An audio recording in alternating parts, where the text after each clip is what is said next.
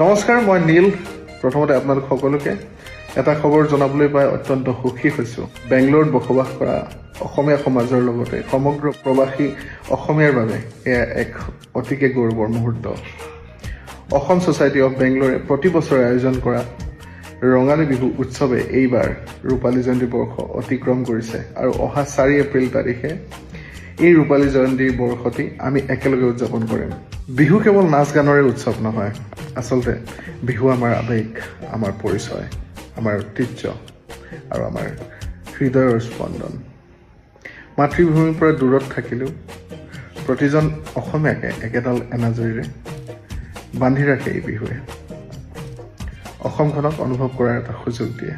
এই বিশেষ ৰূপালী জয়ন্তী উদযাপনত আমি সকলোৱে একেলগে সন্মান জনাম আমাৰ হিয়াৰ আমঠু সকলোৰে শ্ৰদ্ধাৰ অসমীয়া সংগীতৰ জীৱন্ত কিংবদন্তি জুবিন দাক।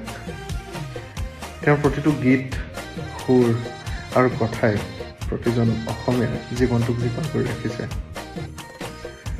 তেখেতলৈ একাজলি শ্ৰদ্ধাঞ্জলি, কৃতজ্ঞতা, মৰম আৰু এক বিশেষ স্মৃতি চাৰণৰ অনুষ্ঠান আগবঢ়াম।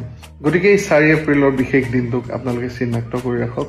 আপোনালোকক এই ভিডিঅ' মেছেজটিৰ জৰিয়তে নিমন্ত্ৰণ জনাইছোঁ, আহক সকলোৱে সপৰিয়ালে নিজৰ বন্ধু বান্ধৱৰ লগত আমি একেলগে উদযাপন কৰোঁ অসম ছ'চাইটি অফ বেংগলোৰে আয়োজন কৰা ৰঙালী বিহুৰ ৰূপালী জয়ন্তী বৰ্ষটি। ধন্যবাদ। জয় আই অসম, জয় জুবিন দা।